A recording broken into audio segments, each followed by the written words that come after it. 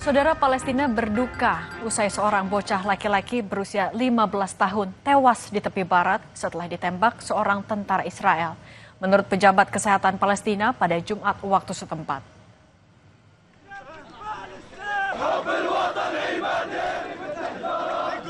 Yamen Hamad meninggal dunia pada Jumat malam di kota Silwat dekat Ramallah. Menurut ayah korban, putranya meninggalkan rumah pada Kamis untuk bermain dengan teman-temannya. Tak lama setelah itu, ia mengetahui jika sang anak terluka dan tentara Israel mencegah ambulans mencapai lokasi. Militer Israel menembak Ahmad karena mengira ia teroris yang memegang bahan peledak. Meski tuduhan itu tidak dapat dibuktikan. Penembakan ini merupakan insiden terbaru dalam lonjakan pembunuhan militer terhadap anak-anak Palestina di tepi barat yang terjadi bersamaan dengan peningkatan kekerasan di wilayah tersebut sejak dimulainya perang Israel-Hamas. صغير عمره 15 سنة ابن يامن طالع مثل أي شاب يعني في هالبلد بيطلعوا بيسهروا وبينبسطوا وبروحوا على 10 ونص نتفاجأ في صوت إطلاق نار وإسعاف ومش عارف إيش فقالوا في إصابة خطيرة بعدين شوي شوي عرفنا إنه يامن مصاب والجيش منع الإسعاف إنه يوصل إليه. هذا طفل أعدم كما أعدموا أطفالنا ونسائنا وشيوخنا بدم بارد لأن من أمن العقاب أساء الأدب، يعني وجب على العالم المتفرج أن يقف وقفة. Saudara, sejumlah warga Yahudi Ortodoks memenuhi jalanan utama kota tua Yerusalem berunjuk rasa memprotes rancangan undang-undang wajib militer yang digodok pemerintahan Benyamin Netanyahu. Rekaman menunjukkan pengunjuk rasa membanjiri jalan dan berkerumun, meneriakan yel-yel dan membawa spanduk memprotes rencana wajib militer oleh pemerintah Israel.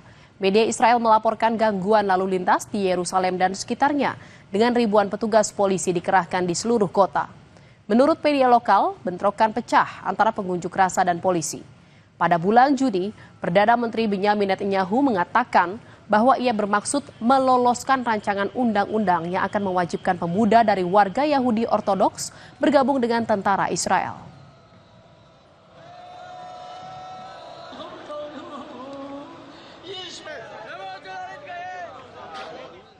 Menteri Pertahanan Amerika Serikat Pete Hegseth dan Menteri Pertahanan Indonesia Syafri Syamsuddin bertemu di sela pertemuan tingkat Menteri Pertahanan ASEAN di Kuala Lumpur, Malaysia. Dalam pertemuan itu, Menhan AS memuji peran Indonesia dalam mendukung perdamaian di Gaza, Palestina. Dalam pertemuan itu, Hegseth mengapresiasi upaya Indonesia untuk membantu menjaga gencatan senjata antara Israel dan Hamas.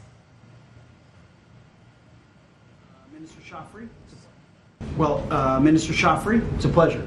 It's great to see you. Great to spend time with you as you represent your great country and a long friendship between the United States and Indonesia. It's an honor to build on that successful security relationship, a long-standing one. And a couple of items, I want to thank you for your leadership on the International Stability and Security Force in Gaza, which you have leaned forward on, and we're in partnership with you on, and your commitment to advancing President Trump's vision for lasting peace following the historic peace deal that he brokered this month is exceptional. Thank you. And on a lot of fronts, our militaries work closely together to tackle security issues such as things like maritime security. Saudara, sebuah truk tertabrak kereta dengan kecepatan tinggi di perlintasan Subidang di Belanda. Truk sempat bergerak maju mundur karena terhalang mobil di depannya sebelum palang perlintasan menutup.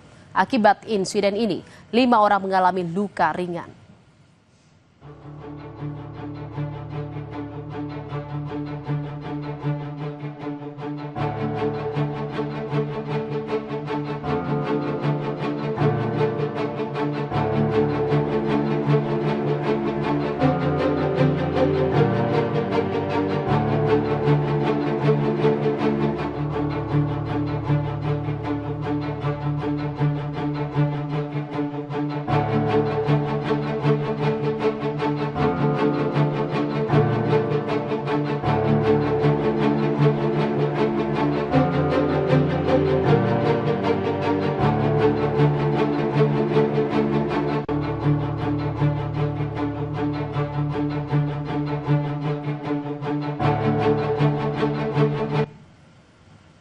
Terima kasih telah menyaksikan berita utama hari ini. Saya Cindy Permadi. Dan saya Jihan Novita.